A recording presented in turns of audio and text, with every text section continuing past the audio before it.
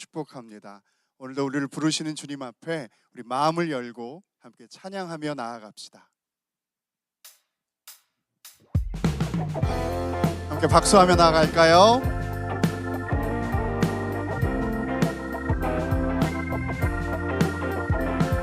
내가 의지하고 사모하는 미쁘신 예수 그리스도 한 분만을 고백합시다.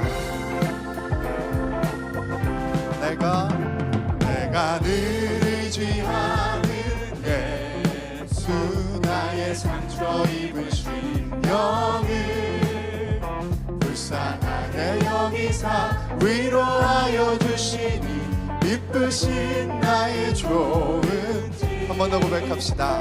내가 늘 의지하는 예수, 나의 상처 입은 심령을 불쌍하게 여기사 위로하여 주시니 미쁘신 나의 좋은 친구.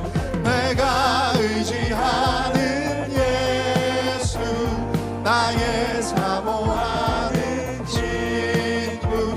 나의 기도 들으사 응답하여 주시니 미쁘신 나의 좋은 주의 손 의지하고 살 때 나를 해할 자가 없도다. 주님 나의 마음을 크게 위로하시니 미쁘신 나의 좋은 내가 의지하는 예수, 나의 사모하는 친구.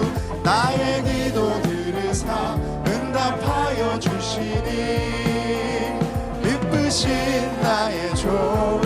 내가 요단강 건너가며 마음이 두려워서 떨 때도 주가 인도하시니 어찌 두려워하랴. 미쁘신 나의 좋은 내가 의지하는 예수, 나의 사모하는 친구. 나의 기도 들으사 응답하여 주시니 미쁘신 나의 좋은. 내가 의지하는 예수, 나의 사모하는 친구. 나의 기도 들으사 응답하여 주시니 미쁘신 나의 좋은 친구. 아멘.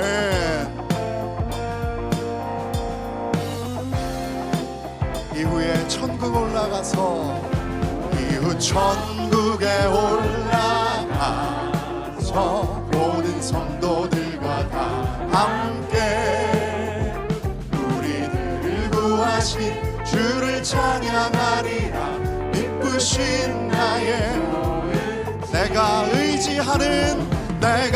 의지하는 예수, 나의 사모하는 친구. 나의 기도 들으사 응답하여 주시니 미쁘신 나의 좋은.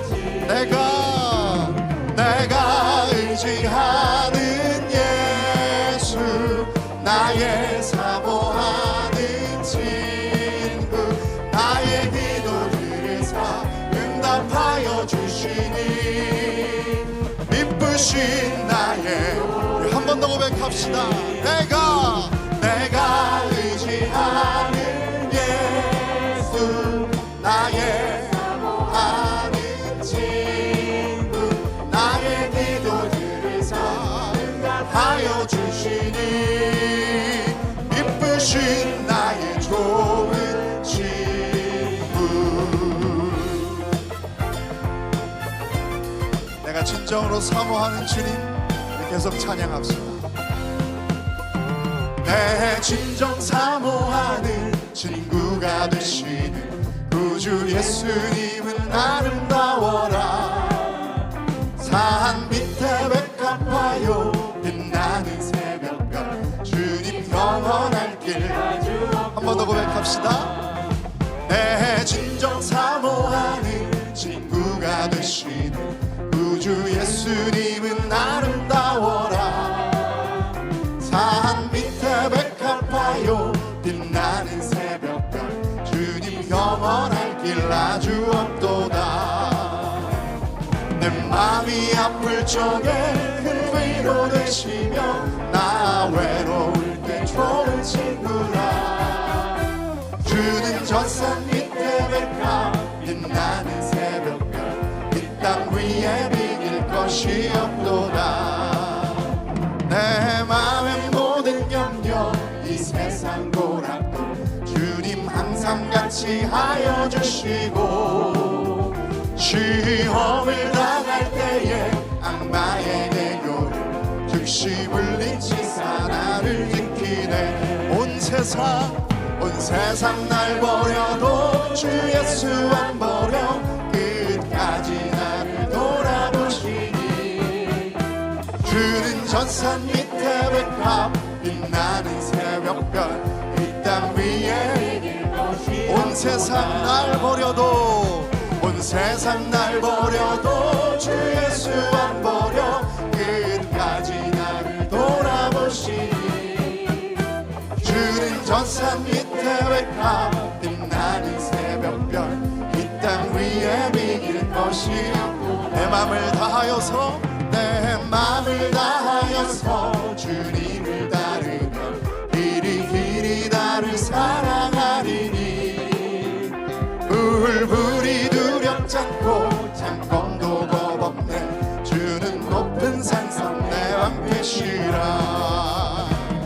내 영혼 먹이시는 그대 누리고 나 친히 주를 뵙기 원하네.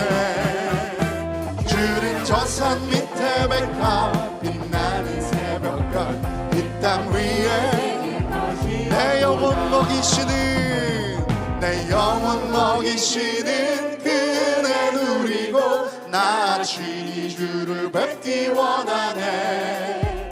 주는 저 산 밑에 백합 빛나는 새벽별 이 땅 위에 내 영혼 먹이시는 내 영혼 먹이시는 그대 누리고 나 친히 주를 뵙기 원하네. 주는 저 산 밑에 백합 빛나는 새벽별 이 땅 위에 비길 이 땅 위에 비길 것이 없도다.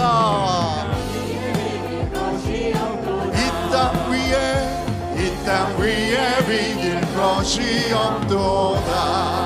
우리 하나님께 감사와 영광의 박수 함께 올려드립시다.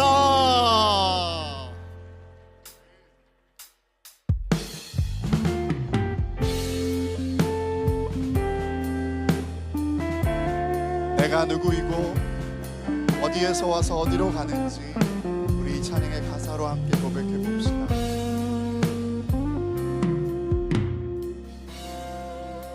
내가 누구인지 어디서 왔는지 살아가는 이유와 돌아갈 곳을 아네. 난 주께 속한 자 주가 지으신 존재 그의 뜻을 따르며 그 나라 기다리네. 함께 고백해 봅시다. 내가 누구인지 어디서 왔는지 살아가는 이유와 돌아갈 곳을 아네. 난 주께 속한 자 주가 지으신 존재 그의 뜻을 따르며 그 나라 기다리네. 나는 하나님께 속한 자 사랑받는 그분의 자녀 그의 나라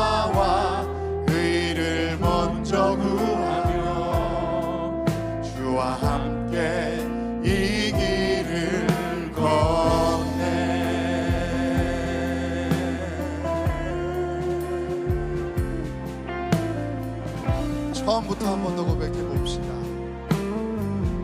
내가 누구인지, 내가 누구인지, 어디서 왔는지, 살아가는 이유와 돌아갈 곳을 아네.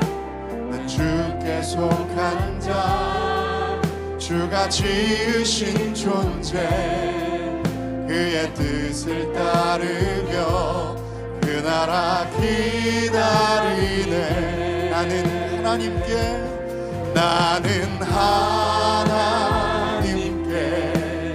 속한 자, 사랑받는 그분의 자녀,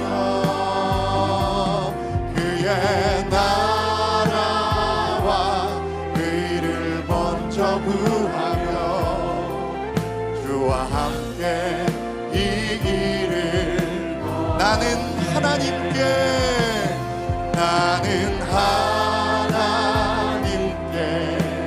속한 자, 사랑받는 그분의 자녀, 그의 나라와 의를 먼저 구하며 주와 함께 이 길을 걷네. 사랑하는 여러분, 하나님께서 나를 나로 부르시고 혼자 두지 않으시고 나를 우리가 되게 하신 것을 믿으신다면 우리 이제 한 번 더 고백할 텐데요, 이 가사의 주어를 나에서 우리로 바꾸어서 함께 고백해 보기를 원합니다.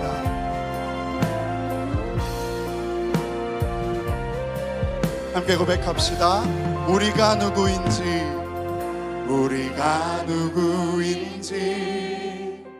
어디서 왔는지, 살아가는 이유와 돌아갈 곳을 아네. 우린 주께 속한 자, 주가 지으신 존재, 그의 뜻을 따르며 그 나라 기다리. 한 번 더 고백합시다. 우리가 누구인지, 어디서 왔는지, 살아가는 이유와 돌아갈 곳을 아네. 우린 주께 속한 자, 주가 지으신 존재, 그의 뜻을 따르며 그 나라 기다리네. 우린 하나님께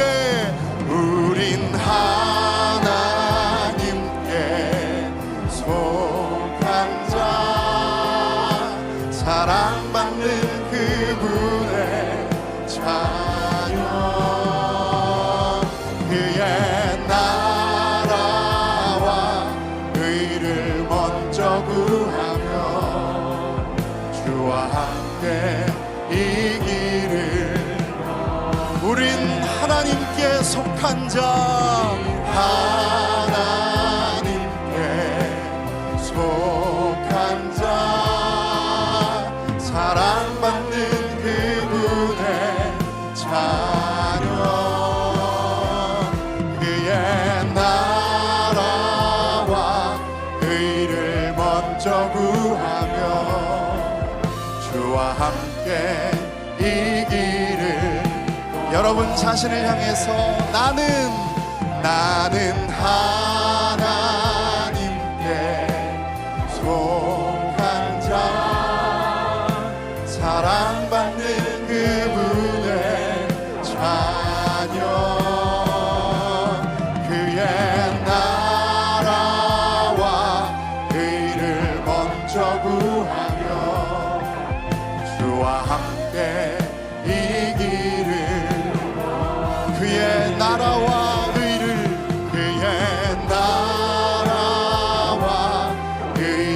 먼저 구하며 주와 함께 이 길을 걷네. 주와 함께 이 길을 걷네. 우리 주님께 영광의 박수 함께 올립시다. 할렐루야.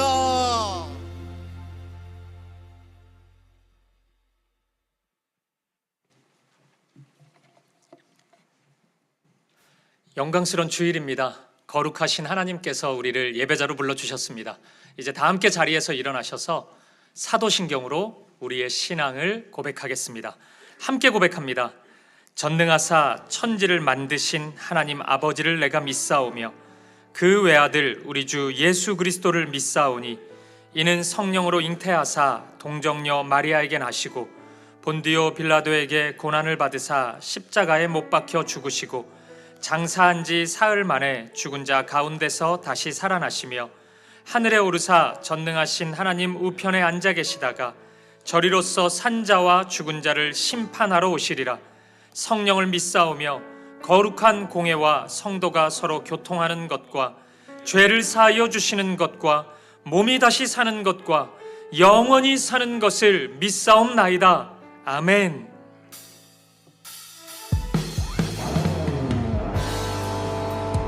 우리의 마음과 정성과 뜻을 다하여 신실하신 하나님을 찬양하며 나아갑니다. 신실하신 하나님, 신실하신 하나님, 신실하신 주, 나의 주 하나님을 신실하신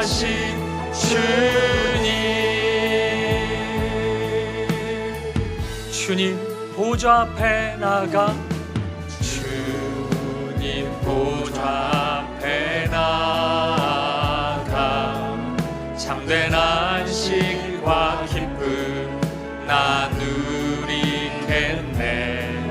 경배하며 주의 얼굴 구할 때 신실하신 주님 참 신실하신 하나님, 신실하신 하나님, 신실하신 주, 나의 주 하나님은 신실하신 주님. 주 영광 여기 임하사, 주 영광 여기 임하사, 열방 향해 그 빛 비추소서. 주의 얼굴 구할 때 주의 향기 머무소서. 주 영광 여기 임하사, 주 영광 여기 임하사, 열방 향해 그 빛 비추소서. 주의 얼굴 구할 때 주의 향기 머무소서. 예배합니다.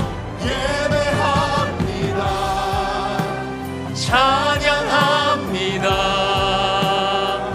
주님만 날 다스리소서. 예배합니다. 찬양합니다.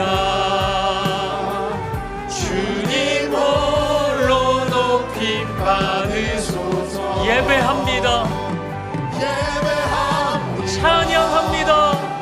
찬양합니다. 주님만 날 다스리소서. 예배합니다. 찬양합니다. 주님 홀로 높임 받으소서. 주님 홀로 높임 받으소서. 주님 홀로 높임 받으소서. 주님 홀로 높임 받으소서. 주님 홀로 높임 받으소서.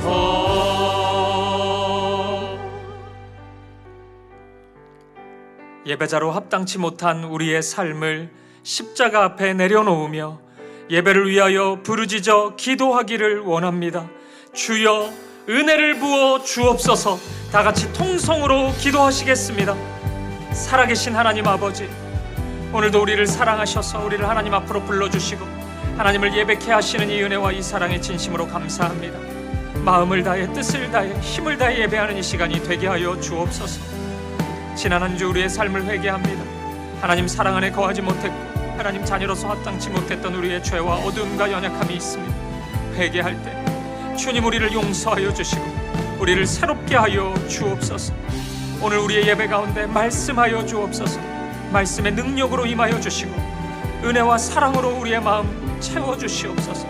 우리 안에 있는 모든 아픔과 두려움을 씻어주시고 오늘 예배를 기쁨과 감사로 하나님께 올려드리기를 원합니다. 이 나라 이 민족을 긍휼히 여겨주시고 모든 어두움이 떠나게 하시고 하나님의 공평과 정의가 이 나라에 새겨질 수 있도록 인도하여 주옵소서. 성도들의 삶의 걸음과 가정을 기억하여 주시고 우리의 모든 걸음이 하나님의 말씀에 순종하는 걸음 될 수 있도록 아버지 하나님 은혜를 더하여 주옵소서. 이 시간 함께하여 주시옵소서.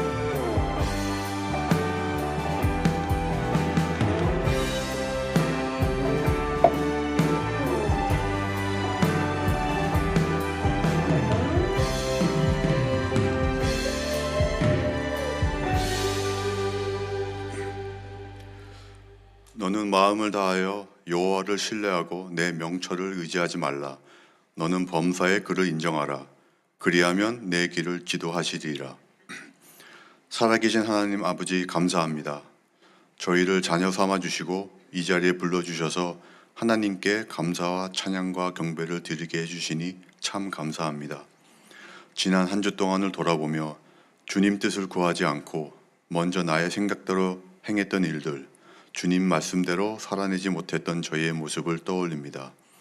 회개의 영을 저희에게 주셔서 온전히 회개케 하여 주시옵소서. 우리나라를 위해서 기도드립니다. 하나님이 특별히 사랑하사 많은 교회들을 세우시고 수많은 선교사님들을 내보낸 우리나라가 복음의 능력을 회복하고 열방을 복음으로 섬기는 은혜와 복이 다시금 시작되게 하여 주옵소서. 이 나라를 이끌어가는 지도자들이 하나님을 경외하며 주의 말씀을 따라가는 자들로 세워주시옵소서. 그래서 주님의 영광과 기쁨이 되는 우리나라, 주의 공의와 정의가 이루어져가는 우리나라 되게 하여 주옵소서. 또 교회들이 깨어나 기도하며 거룩한 교회들 되게 하시고 선교사님들에게 성령님의 충만과 능력을 더하여 주셔서 하나님의 뜻을 이루어가기에 부족함이 없게 하여 주옵소서. 지금 여러 지역의 전쟁과 그리고 어려움 가운데 있는 나라들이 주의 은혜로 치유되고 회복되어지는 역사가 있게 하여 주옵소서. 주님의 몸된 사귐의 교회가 예배, 성령, 선교, 공동체로 온전히 쓰임을 받게 하여 주시옵고 하나님을 사랑하고 서로 사랑하게 하시고 육신의 연약한 자들이 예배를 통하여 주님을 만나 치유받게 하시고 어둠의 세력들이 떠나가고 고난에 있는 자들이 회복되어지게 하시고 성령님의 역사하심 속에서 그리스도의 증인의 삶을 살게 하여 주시옵소서. 다음 세대, 특히 청년들을 위해 기도합니다. 빠른 변화와 불분명한 기준으로 청년들이 어디로 갈지 모르며 방향을 잃고 살고 있습니다. 그들이 예수 그리스도를 만나 진정한 평안과 담대함으로 살아가게 하시고 그들에게 말씀으로 변화되는 역사가 일어나게 하시옵고 늘 살아계신 하나님을 경험하게 하옵소서. 취업과 학업, 결혼 등 인생의 중요한 문턱에 서 있는 청년들에게 지혜와 용기를 주시고 세상의 기준이 아닌 하나님의 선한 인도하심을 신뢰하며 나아가게 하옵소서. 우리 청년들이 주가 주시는 능력으로 일어나 교회를 새롭게 하고 가정과 학교, 직장을 변화시키는 부흥의 주역들이 되게 하옵소서. 사랑하는 유병희 목사님을 위해 기도합니다. 늘 성령 충만하게 하여 주옵시고 모든 사역을 잘 감당할 수 있도록 지혜와 건강을 허락하여 주시옵고 그 가정 위에 주의 평안과 축복이 가득하길 기도드립니다. 또 저희 부교역자들, 다음 세대 선생님들, 다락방 훈장님들, 교회에서 섬기는 모든 봉사자들을 하나님 기억해 주시고 하나님의 충성된 일꾼으로 하나님께서 부어주시는 사랑과 기쁨으로 섬기기를 기도하며 헌신하는 모든 이들의 수고가 주 안에서 기쁨이 되게 하시고 주와 동행하는 삶으로 채워 주옵소서. 오늘도 말씀을 전하고 듣는 이가 주의 음성을 듣고 주님 만나는 은혜를 부어주시옵고 저희 성도가 세상의 어두운 곳에 마음 뺏기지 말고 어렵다고 힘들다고 절망하지 말고 성령 충만하여 우리의 남은 모든 삶이 예수 그리스도의 증인의 삶이 되어서 하나님께 영광되며 그리스도를 전하는 그 기쁨과 능력과 행복을 누리는 우리 모두가 되도록 은혜 내려 주시옵소서. 주 앞에 서는 그날 주님께 칭찬과 영광을 받으며 영원한 하나님 나라에 입성하는 우리 모두가 되기를 기도드립니다. 모든 영광을 주님께 올려드리며 예수님의 이름으로 기도하옵나이다.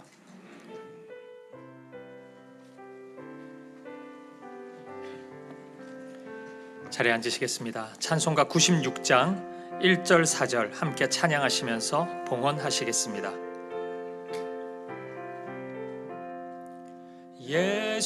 예수님은 누구신가?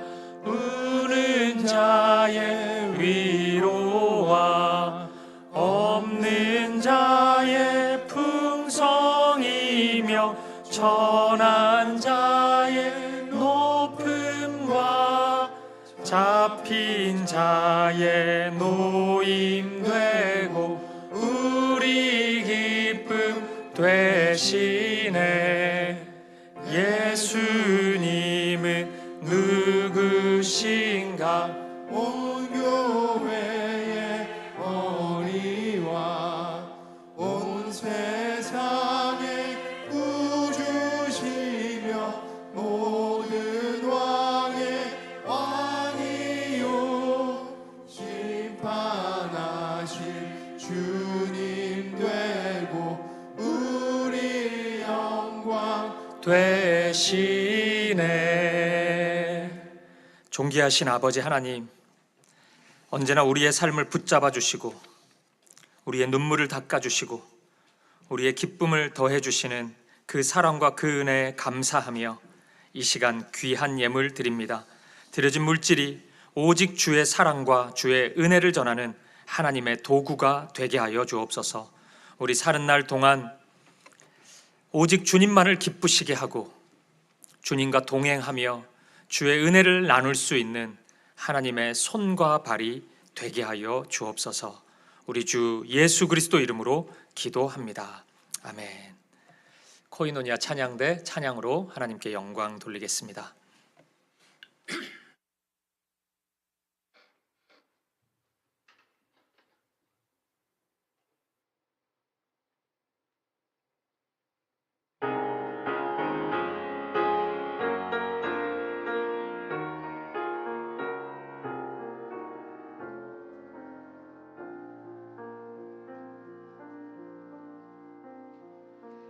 모든 싸움 끝나며 오직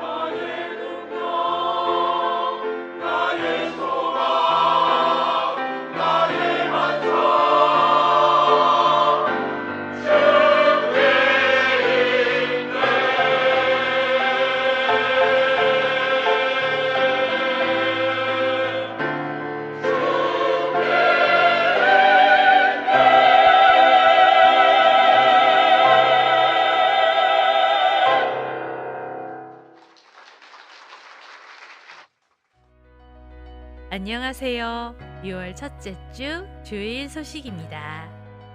오늘 청년부 지체들이 함께 한 학기를 돌아보며 교제와 나눔의 시간을 갖는 코이노니아 데이가 진행됩니다. 믿음 안에서 교제하는 은혜의 시간이 되도록 많은 기도와 관심 부탁드립니다. 다음 주일에는 1부부터 3부 예배 가운데 성찬식이 진행됩니다. 우리를 위해 십자가를 지신 예수 그리스도의 사랑을 기억하며 감사와 경건한 마음으로 함께 준비해 주시기 바랍니다. 더 자세한 내용은 주보를 참고해 주세요. 그럼 오늘도 하나님의 은혜 안에서 평안하고 복된 주일 되시길 바랍니다. 2부 예배 오신 사랑하는 성도님들 환영하고 축복합니다. 우리 옆에 있는 분들 바라보시면서 인사 나누도록 하겠습니다. 사랑합니다. 축복합니다. 참 잘 오셨습니다. 사랑합니다. 축복합니다. 참 잘 오셨습니다. 교회 처음 방문하신 분들 계시면 우리 혹시 등록을 원하신다면 예배 후 로비에서 등록 안내 받으실 수 있습니다. 영상 광고 보신 것처럼 우리 다음 주일 1부부터 3부 예배 중에 우리 성찬식이 진행됩니다. 기도로 잘 준비해 주시면 좋겠습니다. 그리고 우리가 늘 교회와 나라를 위해서 기도하지만 또 그 어느 때보다 기도해야 되는 시간인 것 같습니다. 기도의 자리를 지키고 우리 하나님 은혜를 구하면서 우리 이 민족 대한민국을 위해서 기도해 주시면 좋겠습니다. 우리 교회 광고 주보를 잘 확인해 주시면 되겠습니다. 우리 하나님 말씀 보실까요? 이 시간 우리에게 주신 하나님의 말씀은 신약성경 마가복음 3장 20절에서 35절까지 말씀입니다. 오늘도 우리 다 함께 자리에서 일어나셔서 이 말씀 저와 여러분이 한 절씩 교독하도록 하겠습니다. 제가 먼저 20절 말씀을 읽겠습니다. 집에 들어가시니 무리가 다시 모임으로 식사할 겨를도 없는지라. 예수의 친족들이 듣고 그를 붙들러 나오니 이는 그가 미쳤다 하느니라. 예루살렘에서 내려온 서기관들은 그가 바알세불이 집혔다 하며 또 귀신의 왕을 힘입어 귀신을 쫓아낸다 하니 예수께서 그들을 불러다가 비유로 말씀하시되 사탄이 어찌 사탄을 쫓아낼 수 있느냐. 또 만일 나라가 스스로 분쟁하면 그 나라가 설 수 없고 만일 집이 스스로 분쟁하면 그 집이 설 수 없고 만일 사탄이 자기를 거슬러 일어나 분쟁하면 설 수 없고 망하느니라. 사람이 먼저 강한 자를 결박하지 않고는 그 강한 자의 집에 들어가 생활을 강탈하지 못하리니 결박한 후에야 그 집을 내가 진실로 너희에게 이르노니 사람의 모든 죄와 모든 모독하는 일은 사하심을 얻되 누구든지 성령을 모독하는 자는 영원히 사하심을 얻지 못하고 영원한 죄가 되느니라 하시니 이는 그들이 말하기를 더러운 귀신이 들렸다 함이러라. 그때에 예수의 어머니와 동생들이 와서 앞에 서서 사람을 보내어 예수를 부르니 무리가 예수를 둘러 앉았다가 여짜오되 보소서 당신의 어머니와 동생들과 누이들이 밖에서 찾나이다. 하시되 누가 내 어머니이며 동생들이냐 하시고 둘러 앉은 자들을 보시며 이르시되 내 어머니와 내 동생들을 보라. 누구든지 하나님의 뜻대로 행하는 자가 내 형제요 자매요 어머니이니라. 아멘. 자리에 앉으시겠습니다. 가족이라는 단어만큼 다양하고도 복잡한 의미를 내포한 단어는 없는 것 같습니다. 기본적으로 가족은 참 따뜻한 단어잖아요. 무언가 책임감도 느껴지고 웬만한 이 세상의 무엇이 우리의 관계를 끊을 수 없다는 든든함도 느껴집니다. 근데 여러분, 이 단어가 누군가에게는 참으로 숨막히게 다가오기도 합니다. 가족 안에서, 그 공동체 안에서 말로 다 할 수 없는 깊은 상처를 받은 경우가 그렇습니다. 사랑과 책임감이 전혀 느껴지지 않는 부모, 그런 부모를 둔 자녀, 통제가 되지 않은 채 일탈을 일삼는 자녀, 그런 자녀를 둔 부모, 자기중심적인 이기심으로 똘똘 뭉쳐서 가족에 대한 배려라고는 눈꼽만큼도 찾아볼 수 없는 그런 배우자, 게다가 가족이라는 이유로 가족 구성원이 나한테 해주는 건 하나도 없이 그 모든 부양의 책임이 나를 향하고 있을 때, 그런 경험을 해보신 분들이 있다면 가족이라는 단어는 정말 지긋지긋하고 끔찍한 느낌으로 다가올 수밖에 없을 것입니다. 특히 이런 경우에는 성경이 믿음의 공동체인 교회를 설명하는 표현들에 대해서 심한 거부감이 들 수 없습니다. 왜냐하면 성경은 교회를 얘기할 때 한결같이 가족 언어를 구사하거든요. 교회 안에서 만나는 이들을 가리켜서 형제, 자매라고 부릅니다. 교회 처음 나온 분들은 굉장히 어색하잖아요. 당신하고 내가 언제 형, 동생이 됐다고 형제라 부르냐. 이게 굉장히 어색하거든요. 가족 언어를 씁니다. 우리의 관계를 권속이라고 표현하거든요. 성경은 하우스홀드, 완전한 가족이라는 것입니다. 물론 이런 표현을 하는 이유는 우리의 가족에 대한 아픈 상처를 들쑤시려는 그런 의도는 분명히 아닐 것입니다. 만약 가정이 하나님이 처음 디자인했을 그 모양으로 존재한다면 나타날 수 있는 게 있습니다. 참된 사랑이고 따뜻함이 있을 거고 어떤 책임감이 있을 거란 말이죠. 그러한 가족이 온전한 모습으로 있을 때 나타나는 그 사랑의 모습이 교회 안에서도 나타나야 되고 흘러가야 된다는 것을 성경이 얘기해주고 있는 것입니다. 그래서 저는 확신합니다. 가정이든지 교회이든지 최소한 어느 한 곳이라도 하나님이 처음 계획했던 그 모습 그대로 이어야 합니다. 그래야 우리가 사람다움을 느낄 수 있어요. 누릴 수 있고 믿음과 신앙이 그래야 어느 정도 좀 성장할 수 있습니다. 반대로 가정도 창조하신 모습에서 많이 멀어져 있고 교회도 그 모습에서 무너져 있다면 우리가 건강하고 아름다운 신앙생활을 한다는 것은 굉장히 어렵습니다. 우리의 신앙이 성장한다는 것은 굉장히 어려운 일일 거예요. 오늘 본문은 가족에 대한 이야기거든요. 근데 가만히 보면 실은 이 본문의 이야기가 가족에 대한 이야기라기보다는 교회에 대한 이야기라는 것을 금방 알 수 있습니다. 그러니까 무엇이 진짜 교회인지에 대한 이야기를 해주고 있는 겁니다. 누가 진짜 성도인지에 대한 이야기를 가족을 통해 설명하고 있는 거예요.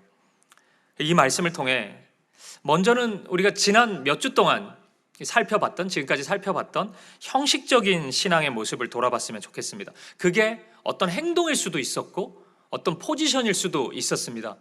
형식적인 모습, 마음이 당기지 않은 모습, 이 모습 한번 돌아봤으면 좋겠습니다. 그리고 궁극적으로는 우리의 마음까지도 들여다볼 수 있었으면 좋겠습니다.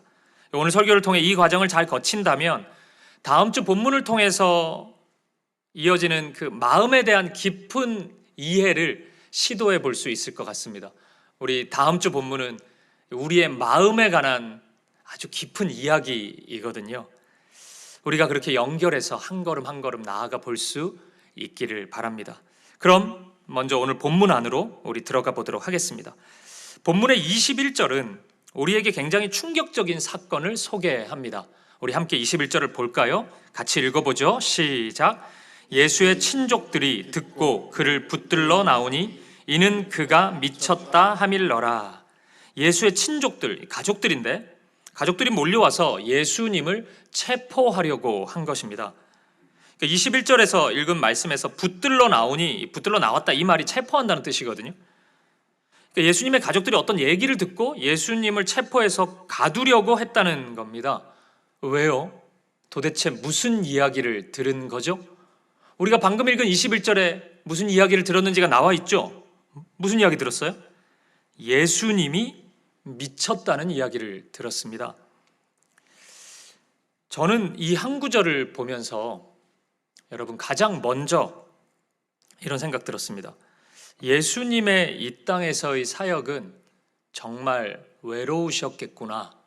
이 생각이 먼저 들었습니다. 그 어느 누구도, 심지어는 가족들조차도 예수님의 마음을 살피지 못했습니다. 이해하지 못했어요. 예수님이 하셨던 그 사역을 그 어느 누구도 이해하지 못했어요.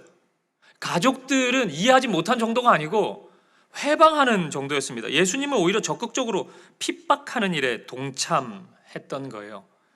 이건 제자들이라고 다를 바 없었습니다. 제자들도 똑같았어요. 성경을 보면 성령의 충만함을 입기 전에 제자들의 모습은 한결같이 예수님을 이해하지 못하는 모습이었습니다. 누가복음 9장에 보면 이런 일이 있었어요. 사마리아의 한 마을에 예수님이 찾아가십니다. 그곳에서 예수님이 하나님 나라의 복음을 전하세요. 근데 이 사람들이 이상하게도 예수님의 그 말씀과 복음을 받아들이지를 않게 됩니다. 그때 그 순간 예수님의 제자인 야고보와 요한이 무슨 얘기를 하냐면, 주님, 하늘을 명해서 이 불이 떨어지게 해가지고 이 마을을 다 태워버리는 것이 어떻습니까? 굉장히 무서운 얘기죠. 이런 얘기를 해요. 우리 지난 본문에 야고보와 요한의 별명이 보아너게였잖아요. 우레의 아들이라는 별명인데, 이런 별명이 그래서 붙여진 것 같아요. 그러니까 우리 주님은 이 마을의 한 사람이라도 말씀을 받아들이고 하나님의 자녀가 되는 것을 원하시는데, 제자들의 마음은 저 멀리 있었던 겁니다. 아니, 이렇게 전했는데도 안 받아들이면 그건 죽는 게 낫지 않습니까? 죽여버리시죠. 이런 무시무시한 얘기를 제자들은 하고 있었던 거예요. 예수님의 심정이 좀 상상이 되나요? 우리 또 좀 지나서 보겠지만, 우리가 살펴보고 있는 이 마가복음의 8장에 보면 7병2어로 4,000명을 먹이시고 7강주리에 음식이 가득 남게 되는 그런 기적의 사건이 있습니다. 그 사건 이후에 예수님은 제자들에게 바리새인과 헤롯의 누룩을 주의하라, 이런 말씀을 하세요. 이 말씀의 의미는 그들이 가지고 있는 외식하는 신앙의 모습, 겉과 속이 다른 모습을 주의해야 된다는 그런 의미였습니다. 근데 제자들이 어떻게 반응한 줄 아십니까? 그때 먹고 남은 빵이 되게 많았는데 그거 안 챙겨와가지고 예수님 배고프신가 보다, 빵 안 챙겨와가지고 예민하게 지금 나오시네, 예수님이 짜증을 내시네, 이렇게 반응합니다. 누룩이라고 하니까 빵으로 그냥 생각하는 거예요. 예수님이 말씀하시는 것을 제자들이 전혀 알아듣지를 못하는 겁니다. 예수님의 마음이 어땠을까요? 저는 참 인간적으로요, 쓸쓸하셨을 것 같다라는 생각이 듭니다. 그래서 저는 인간적인 작은 꿈 하나가 있습니다. 예수님이 저와 함께 계실 때 외롭지 않으셨으면 좋겠습니다. 제가 예수님의 말귀를 못 알아들어서 예수님이 너무 답답해하지는 않으셨으면 좋겠어요. 한 번도 답답해하지 않을 수는 없을 거예요, 저라는 존재가. 근데 매 순간 그러지는 않았으면 좋겠습니다. 단 몇 번이라도 예수님이 저 때문에 흐뭇하게 웃으셨으면 좋겠고, 어딘가에 저를 한번 자랑할 일 한 번이라도 있었으면 좋겠습니다. 이런 성도 있다, 이런 목사도 있다, 이런 거 한 번이라도 자랑해 볼 만한 그런 관계로, 그런 사람으로 서 있었으면 좋겠습니다. 이게 저의 작은 꿈이에요. 여러분과 나누고 싶습니다. 그리고 여러분도 이 꿈을 같이 꿀 수 있었으면 좋겠습니다. 저와 여러분 모두가, 우리 모두가 사랑하는 우리 예수님께 그런 존재이기를 우리 주님의 이름으로 간절히 축복드립니다. 그러면 여러분, 누가 예수님의 가족들에게 예수님이 미쳤다고 얘기해 준 걸까요? 22절에 보면 그들이 누구인지가 나옵니다. 같이 읽어보겠습니다. 시작. 예루살렘에서 내려온 서기관들은 그가 바알세불이 집혔다 하며 또 귀신의 왕을 힘입어 귀신을 쫓아낸다 하니, 서기관들이었습니다. 서기관들이 예수가 바알세불 집혔다, 이런 말하고 다녔던 거예요. 이 표현 쉽게 얘기하면 귀신 들렸다는 얘기죠. 바알세불이라는 귀신은 파리예요. 프랑스 파리가 아니고 날아다니는 플라이, 그 파리입니다. 근데 이 바알세불이 실은 그냥 갑자기 나타난 귀신이 아니고 역사와 전통을 가지고 있는 제법 오래된 귀신입니다. 구약성경 열왕기하 1장 3절에 이 귀신이 소개가 됩니다. 우리 같이 한번 읽어볼까요? 열왕기하 1장 3절 시작. 여호와의 사자가 디셉 사람 엘리야에게 이르되 너는 일어나 올라가서 사마리아 왕의 사자를 만나 그에게 이르기를 이스라엘에 하나님이 없어서 너희가 에그론의 신 바알세붑에게 물으러 가느냐. 약간의 배경을 좀 말씀드리자면, 성경 좀 읽어보신 분들은 북이스라엘의 왕 아합을 기억하실 겁니다. 그 아내가 이세벨이었죠. 진짜 나쁜 여자. 성경에서 나쁜 여자 꼽으라면 탑3에 듭니다. 진짜 나쁜 여자인데, 이런 여자 만나면 큰일 나는데, 근데 이 부부가 있을 때, 이 이스라엘을 통치할 때 온갖 안 좋은 일들, 영적으로 나쁜 일 다 일어났거든요. 이 이세벨이라는 여자가 바알 신을 수입해 왔습니다. 그래서 온 이스라엘에 바알 신상이 세워지고 막 그랬어요. 한 가지 다행스러운 일은 이때 선지자가 엘리야였다는 거예요. 타락한 선지자가 아니고 하나님의 말씀과 하나님의 사랑으로 똘똘 뭉친 그 하나님의 사람이었습니다. 유명한 이야기가 있잖아요. 3년 반 동안 이스라엘에 비가 내리지 않는데 이것은 아합 왕의 그 죄악 때문에 나타난 하나님의 징계였어요. 엘리야는 그걸 알았습니다. 그래서 아합과 이세벨에게 얘기해요. 당신들 때문에 이 나라에 이 고통이 일어나는 거라고 얘기합니다. 근데 이 사람들은 못 알아듣고 막 받아들이지를 못합니다. 그래서 막 핍박을 하고 그러는데 갈멜산 전투가 있잖아요. 유명한 전투. 바알과 아세라를 섬기는 이방의 선지자들, 그들 850명이 모여서 바알과 아세라에게 기도하고 엘리야는 하나님께 기도하고 누구의 신이 진짜인지를 보자. 영적 전투가 일어납니다. 결국 여호와 하나님이 승리하게 되는데 이때 엘리야가 굉장히 유명한 말씀을 남기죠. 너희들이 이스라엘 백성들을 향해서요.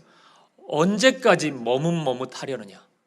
여호와가 너희의 하나님이면 그를 따라라. 근데 바알이 너희의 하나님이면 바알에게 가라. 바알을 섬겨라. 그게 맞다. 왜 왔다 갔다 하고 있냐? 언제까지 그럴 거냐고. 하나를 택하라. 굉장히 유명한 말씀이죠. 아무도 대답을 못해요. 이스라엘 백성들이. 엘리야가 그런 얘기를 합니다. 지금 열왕기하는 이제 그 다음 얘기거든요. 아합 왕이 이런 시간을 거치면서 굉장히 비참하게 하나님의 심판으로 죽음을 맞이합니다.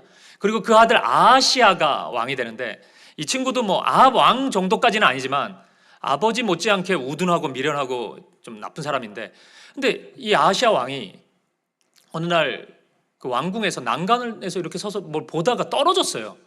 그래가지고 몸이 크게 다칩니다. 근데 이게 빨리 회복이 되지 않는 거예요. 이게 언제쯤 회복될 수 있을까 궁금한 나머지 신하를 보내서 묻게 됩니다. 누구에게 묻냐면 바로 이 귀신, 바알세불 귀신에게 묻게 돼요.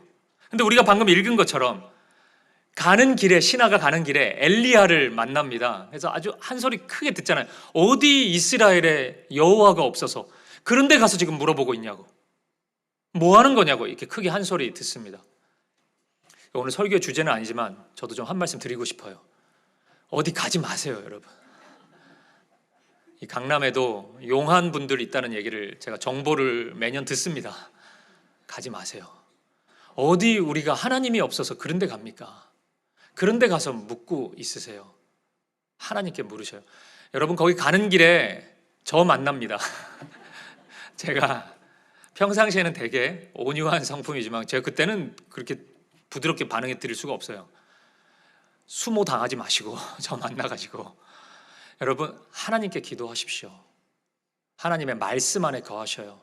천지를 만드신 하나님께서 우리의 아버지가 되십니다.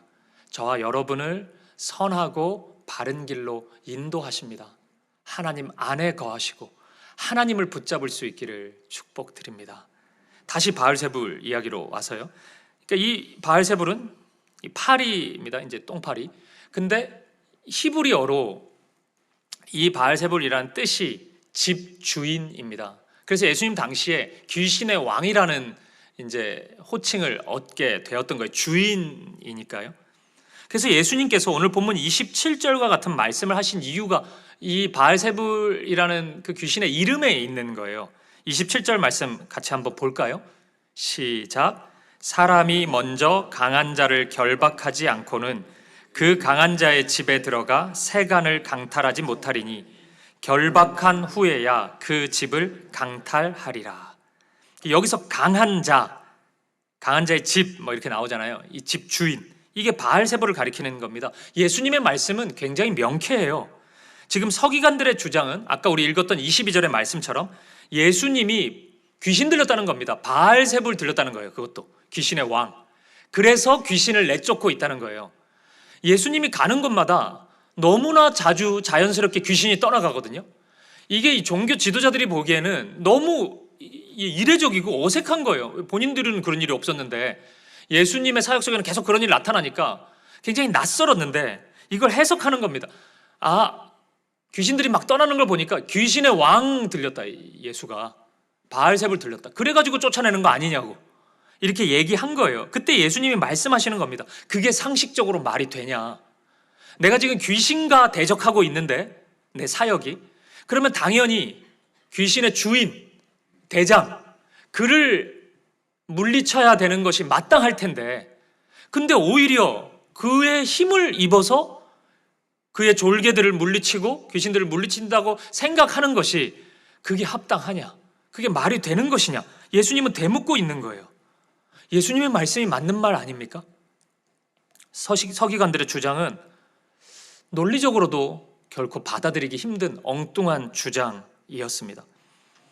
실제 예수님의 사역을 보면 항상 사탄을 결박하고 귀신들을 물리치시는 일을 하십니다. 그리고 이 사역은 실은 성경의 구약 성경부터 일관되게 예언되었던 사역입니다. 구약 성경 스가랴 13장 2절을 한번 보시겠어요? 같이 읽어보겠습니다. 시작. 만군의 여호와가 말하노라. 그날에 내가 우상의 이름을 이 땅에서 끊어서 기억도 되지 못하게 할 것이며 거짓 선지자와 더러운 귀신을 이 땅에서 떠나게 할 것이라. 아멘. 하나님의 나라가 임하면 반드시 어둠의 영이 떠나게 된다는 겁니다. 사탄이, 마귀가, 귀신이 떠나게 되는 역사가 나타난다는 거예요. 그러면 질문을 하나 더 해보죠. 왜요? 왜 하나님 나라가 임하면 귀신이 떠나야 합니까? 왜 사탄이 결박당해야 돼요? 여러분, 사탄의 여러 가지 역할 중에 정말 중요한 역할 하나가, 그러니까 우리에게 중요하다는 게 아니고 사탄 지한테 중요한 역할 하나가 우리의 죄를 기억하고 정죄하는 일입니다. 그러니까 사탄은 그거 굉장히 능해요. 우리도 잊어버리고 하나님도 잊어버리시겠다고 하는데 사탄은 잊지를 않습니다. 그래서 그거 계속 우리한테 얘기하거든요. 우리의 죄, 어두움에 대해서. 요한계시록 12장 10절 말씀을 한번 보실까요? 우리 같이 한번 읽어보겠습니다. 시작. 내가 또 들으니 하늘에 큰 음성이 있어 이르되 이제 우리 하나님의 구원과 능력과 나라와 또 그의 그리스도의 권세가 나타났으니 우리 형제들을 참소하던 자 곧 우리 하나님 앞에서 밤낮 참소하던 자가 쫓겨났고. 아멘. 여기서 우리 형제들을 참소하던 자, 밤낮 참소하던 자, 이 사탄이거든요. 이제 사탄이 결박당하는 일이 일어나는 걸 요한계시록에서는 이런 식으로 표현하는 거예요. 여기서 참소한다는 단어가 기소한다라는 거거든요. 정죄하고. 그러니까 단순하게 생각해 보면 여러분, 사탄은 그런 자예요. 고소자, 우리 죄를 고소하는 자입니다. 근데 사탄이 하나님 앞에 우리의 죄를 고소하니까 우리가 죄인으로 정죄를 받고 죄인 판결을 받게 되는 건데, 예수님께서 사탄을 결박해 버리셨다는 거예요. 사탄을 물리치셨다는 겁니다. 그러면 이제 보십시오. 고소하는 자가 결박당하고 나면 어떤 일이 일어납니까? 이게 현대의 그 법적인 법정 용어로 하면은 공소 취소가 일어난 거잖아요. 죄 없음이 되는 겁니다, 우리가. 그 일이 우리에게 나타나게 되는 거예요.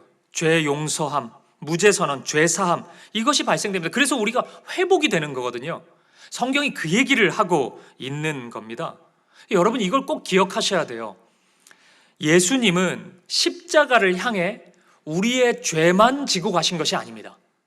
물론 이 사실 하나만으로 우리는 말로 표현할 수 없는 은혜를 누리게 됩니다.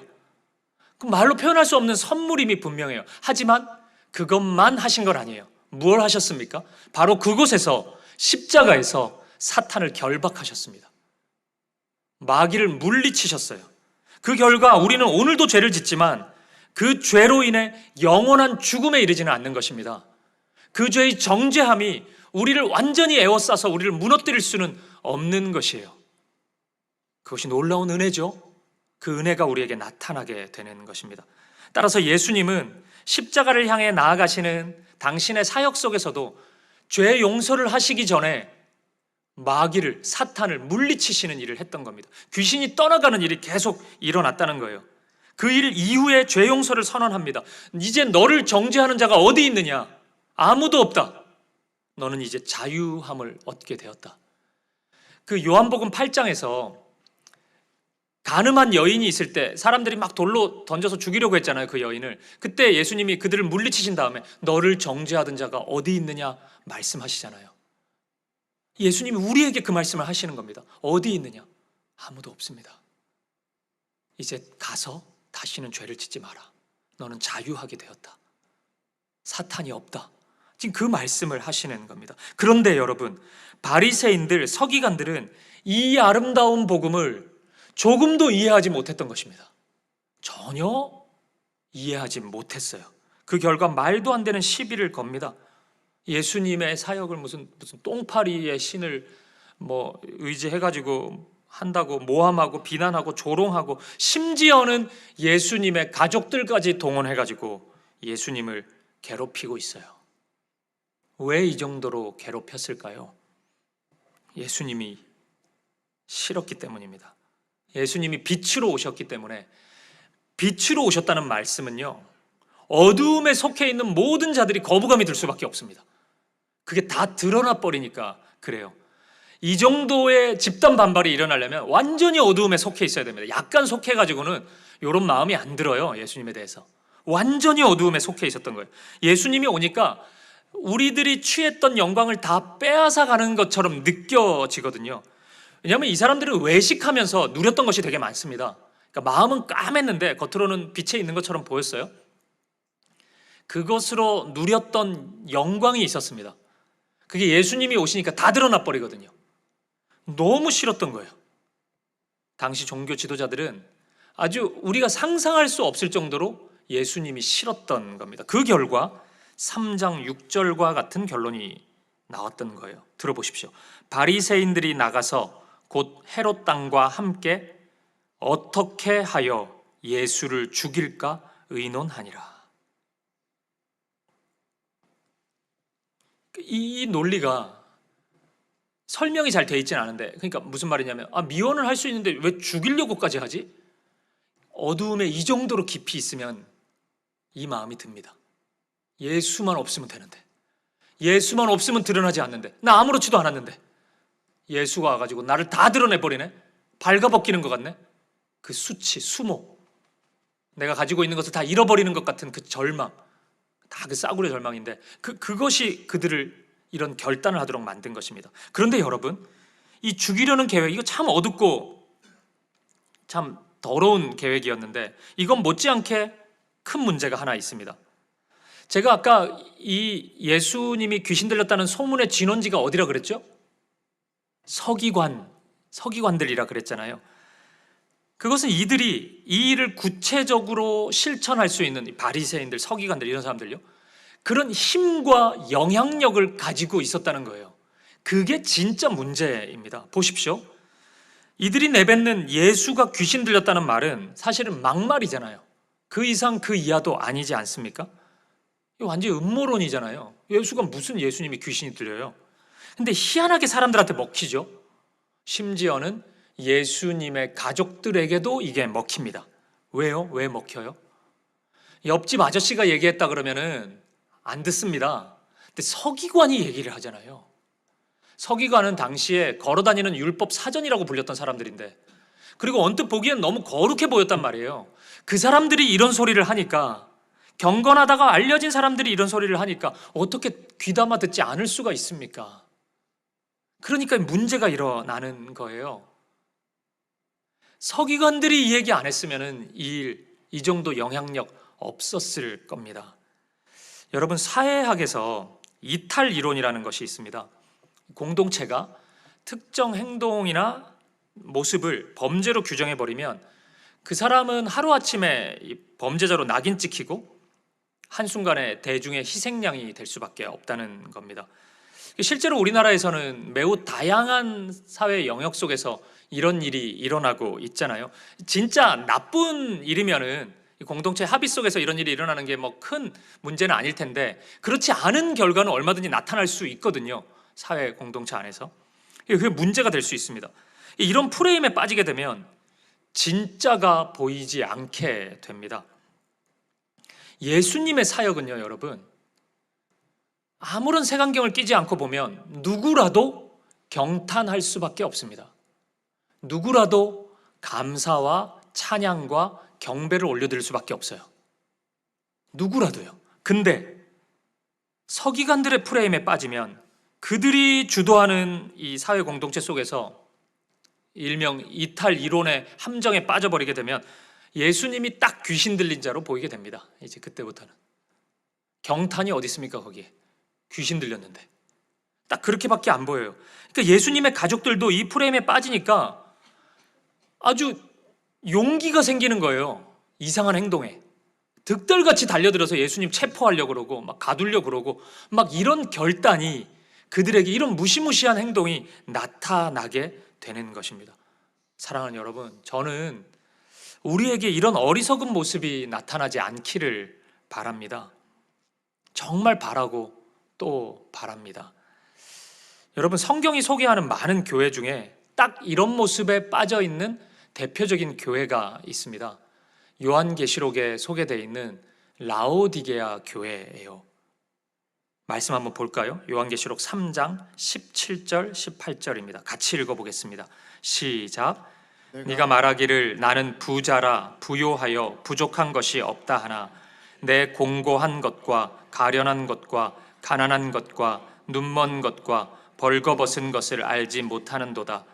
내가 너를 권하노니 내게서 불로 연단한 금을 사서 부요하게 하고 흰옷을 사서 입어 벌거벗은 수치를 보이지 않게 하고 언약을 사서 눈에 발라 보게 하라. 라오디게아 교회 성도들은 자신들의 영적 현실이 보이지 않았습니다. 이 사람들은 여러 가지 이유로 인해서 잘 살았던 것 같아요. 경제적인 풍요로움이 있었습니다. 근데 정작 영혼은 메말라가고 궁핍하고 공고하고 그랬는데 그것을 보지를 못하는 거예요. 그것을 깨닫지를 못하고 있었습니다. 그리고 결정적으로 뭘 못 봤냐면 주님을 보지를 못했습니다. 주님이 보이지 않았어요. 이게 교회라는 이름이 붙여져 있는 걸 보니까 예수의 이름 때문에 모인 거잖아요. 그러니까 라오디게아 교회잖아요.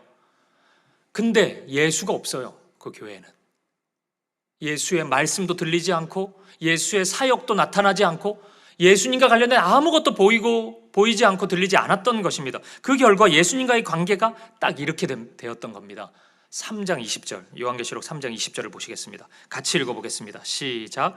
볼지어다 내가 문 밖에 서서 두드리노니 누구든지 내 음성을 듣고 문을 열면 내가 그에게로 들어가 그와 더불어 먹고 그는 나와 더불어 먹으리라. 아멘.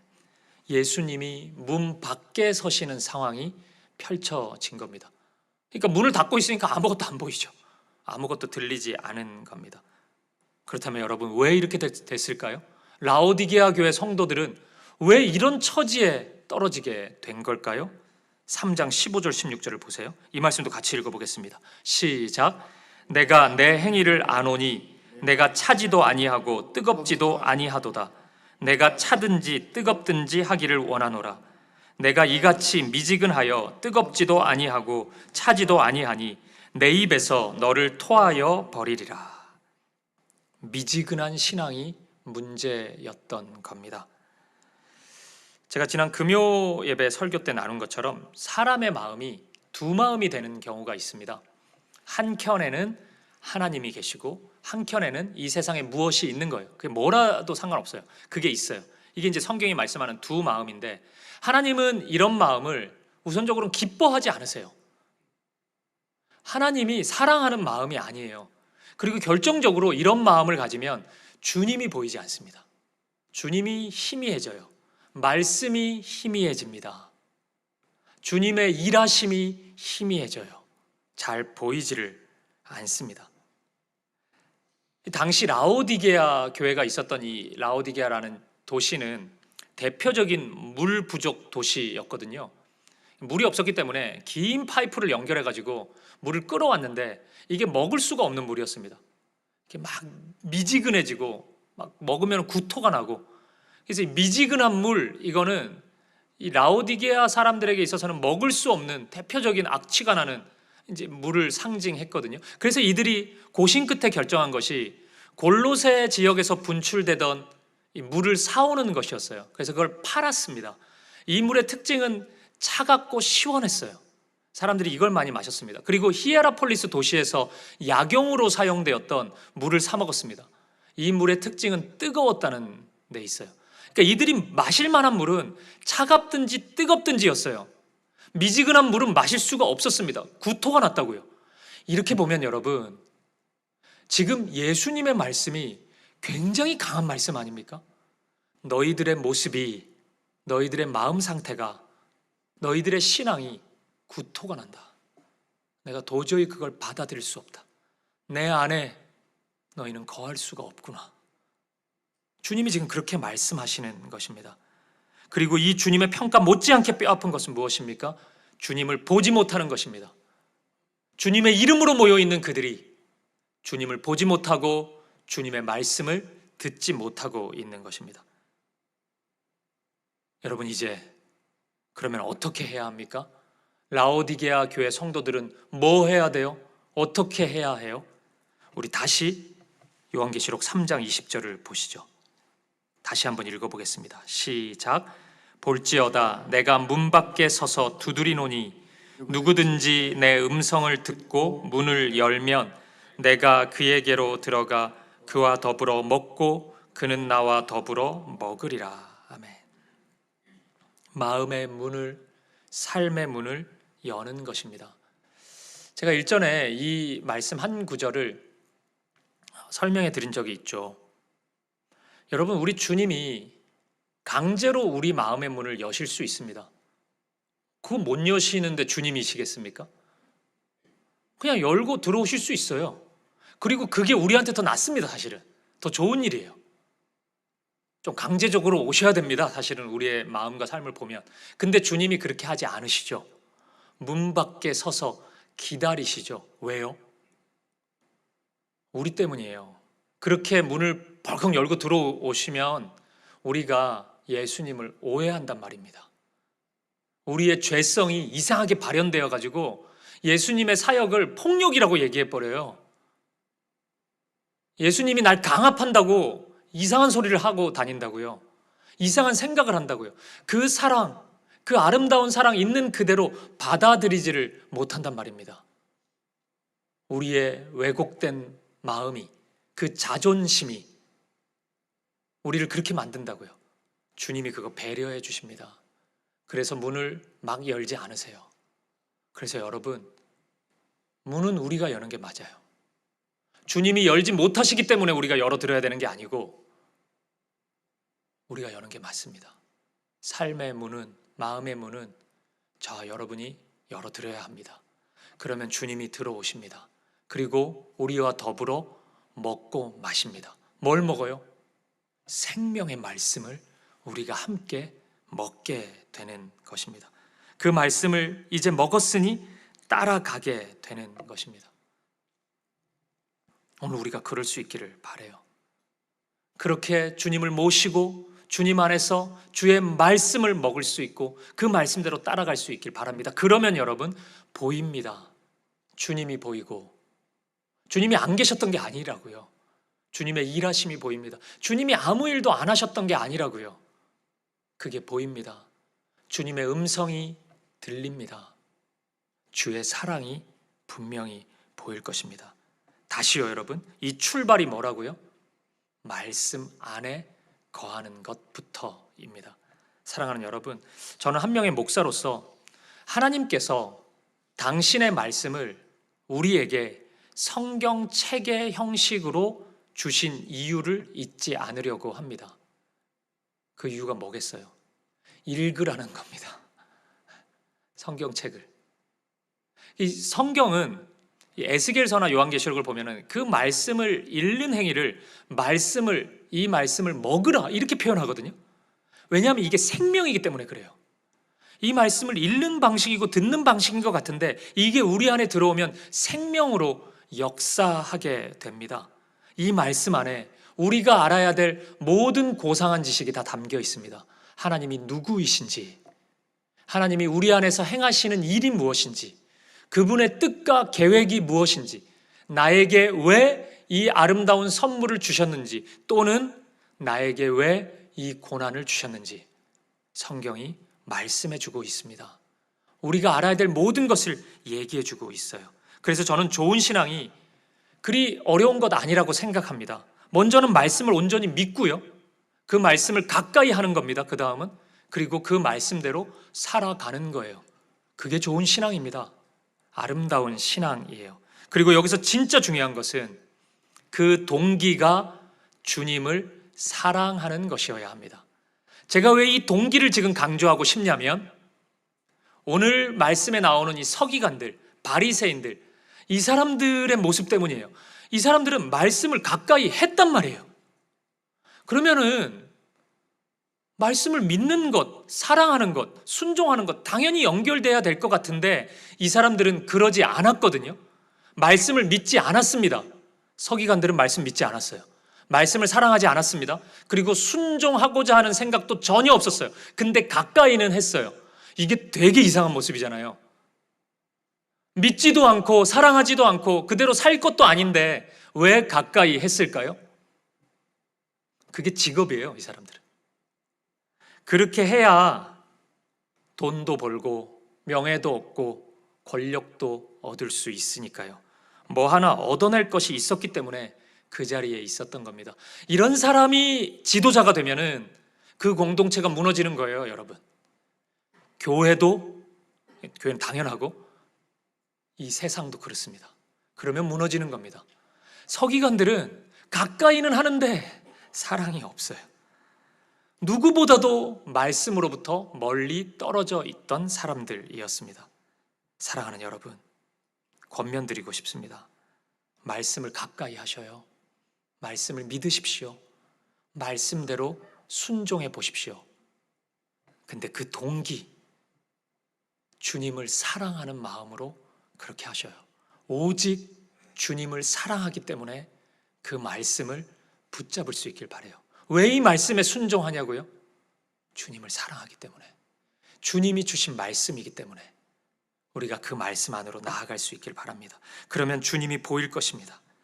희미하던 많은 것들이 선명하게 나타날 것입니다. 말씀 안에서 말씀을 가까이 하고 말씀에 순종함으로 날마다 주님을 만나는 저와 여러분 될 수 있기를 주님의 이름으로 축복드립니다. 말씀을 마무리하겠습니다. 사랑하는 여러분, 오늘 본문의 31절부터 35절은 오늘 본문의 결론격이라고 할 수 있거든요. 근데 이 말씀을 가만히 보면 누가 주님의 진짜 가족인지에 대한 진한 여운을 남겨줍니다. 31절, 32절을 한번 보실까요? 같이 읽어보겠습니다. 시작. 그때 예수의 어머니와 동생들이 와서 밖에 서서 사람을 보내어 예수를 부르니 무리가 예수를 둘러 앉았다가 여짜오되 보소서 당신의 어머니와 동생들과 누이들이 밖에서 찾나이다. 이 말씀에서 저는 개인적으로 굉장히 강하게 저의 마음에 다가온 단어가 있습니다. 그게 밖에입니다. 31절에도 밖에 서서, 32절에도 반복해서 나와요. 밖에서 찾나이다. 보세요. 이 단어에 해당되는 사람들은 예수님의 가족입니다. 겉으로 보기엔 누구보다도 예수님과 가까이 있는 사람들이에요. 근데 이들이 서 있는 곳은 밖에예요. 예수님 밖에 있습니다. 모르겠습니다. 마가가 이 마가복음을 기록할 때 이것을 의도하고 이 밖에라는 단어를 두 번이나 반복했는지는 잘 모르겠어요. 하지만 저는 이 표현이 예수님의 가족들의 지금 서 있는 삶의 그 자리를 너무나 분명하게 표현해주고 있다고 생각합니다. 가족이지만 밖에 있는 자들, 그것을 너무 분명히 알려주고 있는 것 같아요. 이때 예수님은 대답하십니다. 이렇게요. 34절을 보십시오. 둘러앉은 자들을 보시며 이르시되 내 어머니와 내 동생들을 보라. 누구든지 하나님의 뜻대로 행하는 자가 내 형제요 자매요 어머니이니라. 아멘. 하나님의 뜻대로 행하는 자가, 내 안에 있는 자가, 말씀 안에 있는 자가, 그가 내 가족이다 라고 우리 주님은 말씀하십니다. 밖이 아니라 안에 있는 자가요, 주님의 가족입니다. 사랑하는 여러분, 마지막 질문을 드려야 되겠네요. 저와 여러분은 오늘 어디에 서 있으십니까? 지금 서 있는 자리는 어디입니까? 우리도 혹시 가족이라고 불리면서 겉으로 보기엔 누구보다 예수님과 가까이 있는 자처럼 보이면서 실은 예수님 밖에, 말씀 밖에 머물러 있는 자들 아닙니까? 기억하십시오. 교회에 앉아 있기 때문에 예수의 가족이 되는 것이 아닙니다. 주일 성수했다고 예수의 가족이 되는 게 아닙니다. 11조 하고 헌금 생활 꼬박꼬박 한다고 예수의 가족이 되는 게 아닙니다. 교회 봉사 많이 한다고, 여기서 시간 많이 보낸다고 자동적으로 예수의 가족이 되는 게 아닙니다. 그분 안에 거해야, 그분의 말씀 안에 거해야 예수의 가족입니다. 진짜 예수의 가족입니다. 사랑하는 여러분, 저는 우리가 말로만 가족 외치는 자 아니었으면 좋겠습니다. 우리의 마음은 주님으로부터 멀리 떨어져 있으면서 겉으로만 그러지 않았으면 좋겠습니다. 항상 주님의 마음을 아프게 하면서도 눈에 힘은 왜 이렇게 들어가 있는지 주님한테 막 따지고, 아니 서기관들이 얘기해서 그런 거 아니냐고 막 이런 소리나 하고, 그게 무슨 변명이 됩니까? 우리 그런 자 아니었으면 좋겠습니다. 이거 너무 슬퍼요, 여러분. 항상 주님 안에 머물러 있기를 바랍니다. 그래서 주님을 기쁘시게 할 수 있길 바라고, 한 번이라도요 주님이 우리를 보시며 기뻐하셨으면 좋겠습니다. 우리 사랑하는 주님이 홀로 사역하지 않으셨으면 좋겠습니다. 단 한순간이라도 주님의 대화 상대가 되어볼 수 있었으면 좋겠습니다. 우리의 삶을 통해 단 한순간이라도 주님의 마음을 시원케 해드릴 수 있었으면 좋겠습니다. 그렇게 주님의 진짜 가족이 되어서 주님을 기쁘시게 하는 저와 여러분 되시기를, 주님의 진짜 가족이 된 우리 사김의 교회가 될 수 있기를 우리 주님의 이름으로 간절히 축복드립니다. 우리 함께 찬양 드리고 기도하실까요? 나는 주를 섬기는 것에 후회가 없습니다. 우리 찬양 드리고 싶은데요, 제가 어제부터 오늘까지, 저는 이제 설교 준비하면서 적용 찬양을 정하고 나면 한 하루 이틀은 그것밖에 안 듣거든요. 계속 이것만 틀어놔요. 이걸 계속 듣는데 어느 한 장면이 떠올랐어요. 여러분 아시는 것처럼 저는 꽤 오랫동안 젊은이 사역을 했는데 어느 교회 대학부 사역을 할 때였습니다. 이제 졸업 예배라는 게 있어요. 대학부에서 이제 청년부로 올라가는 졸업생들이 이제 단에 나와서 한 명씩 소감을 얘기하는 시간이 있었어요. 졸업 예배는 그때 당시 한 2-3시간씩 했는데, 그래서 그 얘기를 하는데 어느 한 지체가 막 울먹이면서 얘기를 하는 거예요. 자기는 혼자 예수를 믿었는데 이제 공동체에서 리더도 하고 이제 지체들을 섬기는 사역도 많이 했어요. 근데 그런 때마다 가족들로부터 또는 주위의 사람들로부터 미련하다는 얘기를 많이 들었다는 거예요. 아니 그 시간에 학점이라도 조금 더 올리려고 애를 쓰지, 아니면 자격증이라도 좀 따려고 하고 좀 뭔가 자기 개발을 하기 위해 더 신경을 쓰지 왜 그렇게 시간을 교회에서 많이 보내냐고. 가만히 보니까 막 카톡에 답도 없고 그러는 것 같은데 조원들이 그 자꾸 왜 마음을 쓰고 섬기려고 하고 왜 그러냐고 이런 소리를 너무 많이 들었대요. 부모님으로부터도. 그리고 그때 당시 이 친구가 아직 취준생이었거든요. 취업이 바로 되질 않으니까 더 이제 그런 소리가 오고 아프게 들리는 거예요. 근데 이제 이 친구가 그런 얘기를 하더라고요. 이제 그 후배들 앞에서, 대학부 앞에서, 근데 저는 후회가 없습니다. 20대 이 시간을 자기가 그렇게 섬기고 헌신한 게 후회가 없다고 얘기를 하는 거예요. 그러면서 저는 이 안에서 예수님을 만났고 예수님의 사랑이 무엇인지 봤고 인생이 바뀌었고 내 삶의 이유를 찾았고 삶의 방향이 세워졌습니다. 저는 후회가 없습니다. 저는 너무 자랑스럽다고 이 시간이 그 얘기를 하는 거예요. 제가 이제 뒤에서 그 얘기를 가만히 듣고 있는데 너무 울컥하는 거예요, 제가. 그리고 그때까지도 모든 지체들을 사랑했지만 제가 어떤 마음이 들었냐면 그때 진짜 우리가 믿음 안에서 한 가족이구나. 그리고 그때 그 친구를 위해서 했던 기도는 진짜 진심, 매번 진심이었지만 기도가 그때는 더 내 딸 같고 여동생 같고 막 그런 느낌이 들었어요. 그리고 하나님 책임져 주셔야 됩니다. 그리고 너무 아름다운 모습이었고, 이 모습을 우리 주님이 기억하시겠구나.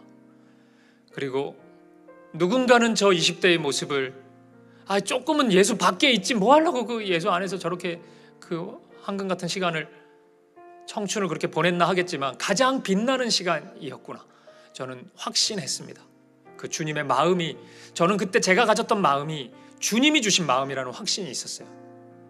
제가 그 친구한테 얘기를 해줬어요. 그래서 여러분, 우리가 그럴 때가 있습니다. 주님 밖에 있는 것이 더 자연스러워 보일 때가 있어요. 아니, 예수님의 가족들도 이러고 제자들도 막 이런데 우리라고 뭐 별 수 있어요? 이 세상에 시험과 유혹이 얼마나 강해요. 저보다 여러분들이 훨씬 심하겠죠. 저는 그나마 그래도 교회 안에 있는데 여러분들은 이 세상 사는 동안 온갖 유혹과 시험이 다 있을 거 아닙니까? 별의별 일들이 다 일어나는데 이 세상에서는. 여러분, 그 순간에서도 그래도 안에 머무는 것, 주님 안에 머무는 것이 복된 것입니다.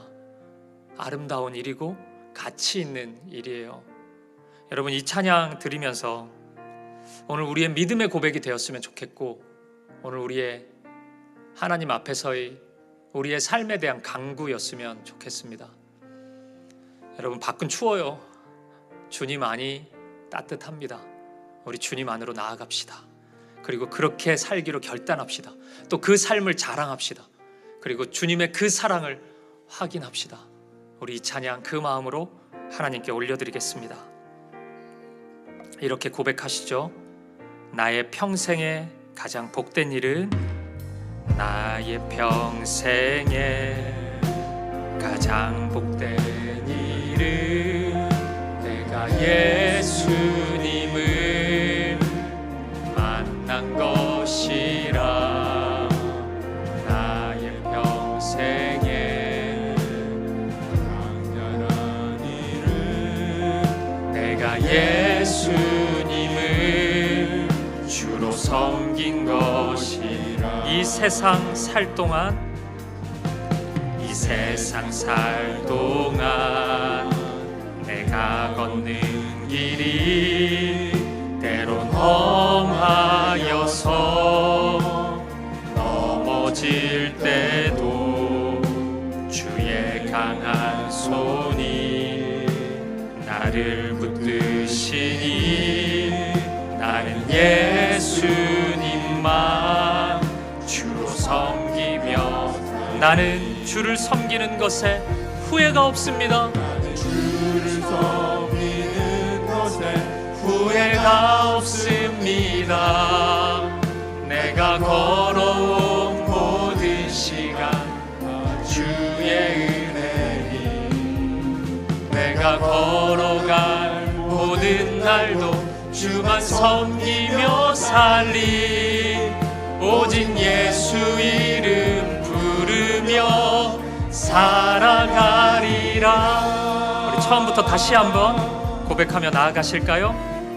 나의 평생에 가장 복된 일은, 나의 평생에 가장 복된 일은 내가 예수님을 만난 것이라. 나의 평생에 가장 잘한 일은,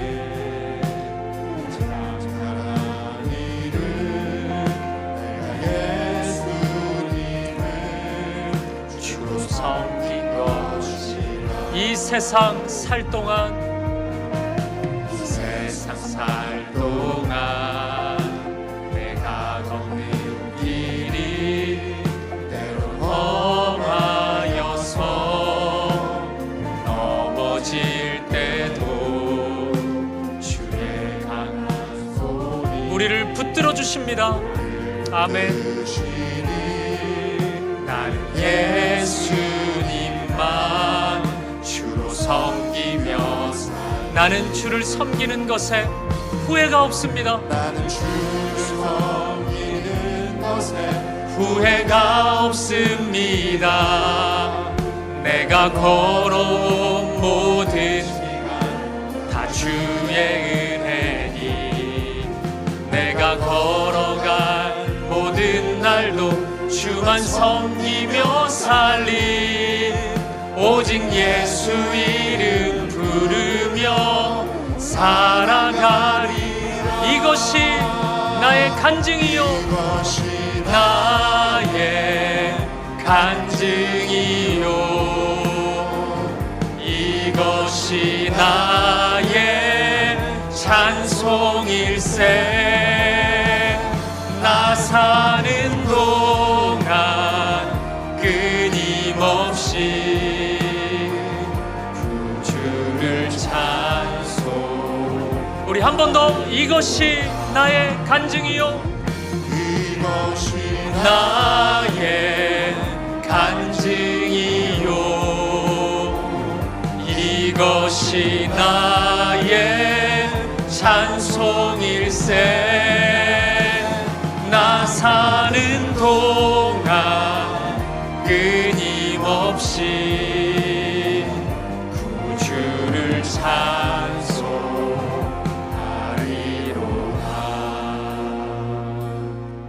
아멘.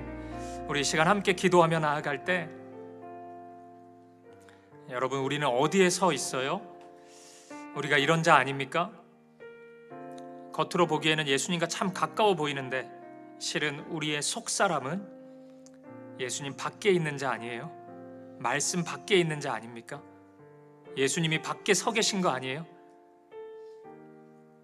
만약 그러한 모습이 있다면 아버지, 이 시간 마음의 문을 엽니다. 주님 안에 거하기 원합니다. 주님 말씀을 먹기 원합니다. 그 생명의 일을 경험하기를 원합니다. 주님, 그 은혜를 허락하여 주옵소서. 오늘 내 삶이 날마다 순간마다 주님 안에 거하는 삶이 되게 하시고, 오늘 우리가 우리의 가정을 위해서 기도한다면, 우리의 자녀를 위해서 기도한다면 여러분, 주님 안에 거하는 가정을 위해서 기도해 주십시오. 그 간단한 기도의 일이 우리 안에 일어나지 않고 있는 것 아닙니까? 오늘 우리 사김의 교회를 위해서도 기도해 주시죠. 우리 교회가 4년이 지나 1년 횟수가 쌓일 때 겉으로 보기에 그럴듯한 교회의 모습 정도로 머물지 않게 하시고, 이 교회의 모든 모습이 주님 안에, 말씀 안에 거할 수 있도록 아버지 인도하여 주옵소서. 주를 섬기는 것에 후회가 없는 우리가 되게 하시고, 우리 사는 동안 끝까지 주님만 섬기며 살아갈 수 있도록 주님 인도하여 주옵소서. 우리 기도 제목 가지고 한 마음과 한 뜻으로 간절한 마음으로 함께 기도하며 나아가겠습니다. 함께 기도하시겠습니다. 아버지 하나님, 주님,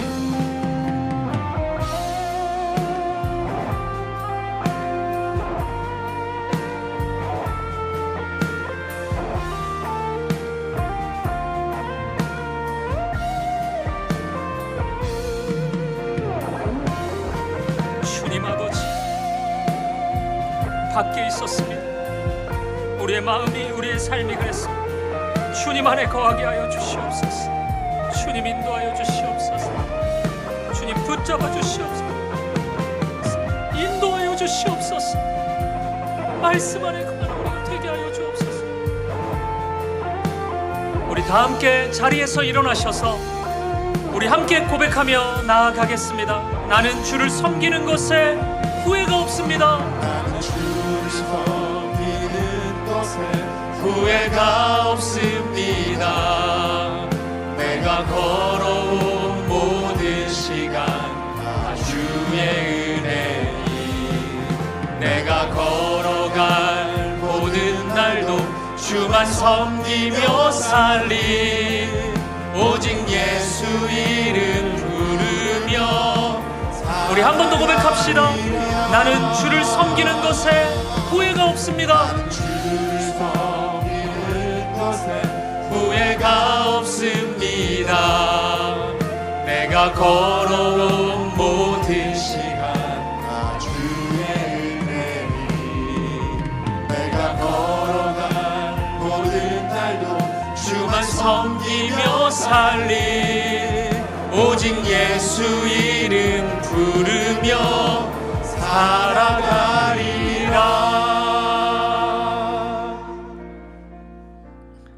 살아계신 하나님,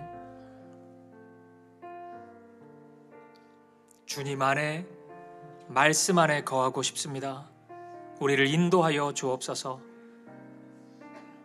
몇 주간 살펴보았던 외식하는 마음 모습이 오늘 우리에게 너무 많습니다.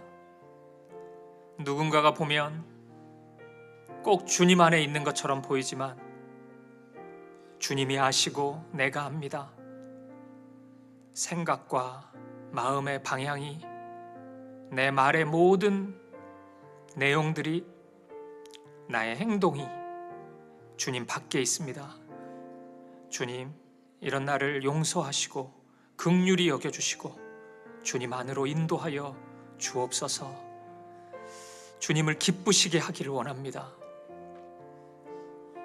사랑하는 주님, 단 한순간이라도 주님을 기쁘시게 하기를 원하고, 단 한순간이라도 주님과 온전한 대화를 나눌 수 있기를 원하고, 단 한순간이라도 나를 바라보시며 주님의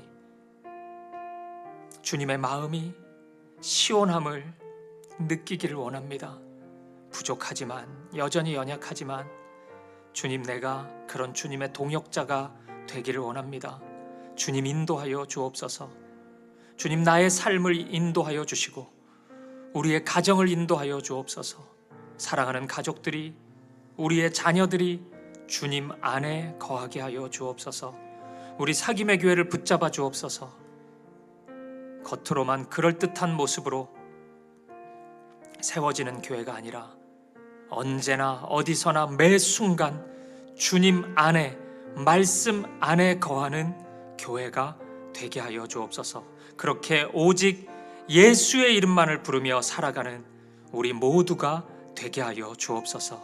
그렇게 인도하실 주님 찬양합니다. 감사합니다. 이 모든 말씀 살아계신 우리 주 예수 그리스도 이름으로 기도합니다.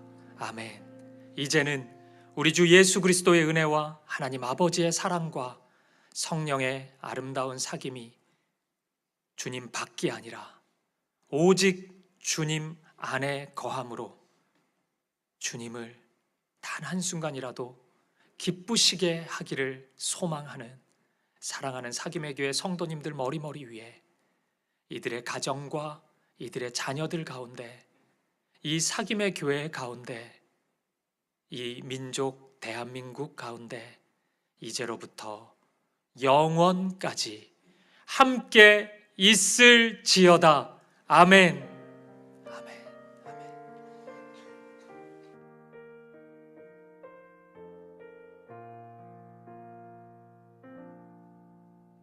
우리 말씀 기억하면서 삶의 자리로 함께 나아갑시다. 나는 주를 섬기는 것에 후회가 없습니다. 내가 걸어온 모든 시간 다 주의 은혜니, 내가 걸어갈 모든 날도 주만 섬기며 살리, 오직 예수 이름 부르며 살아가리라.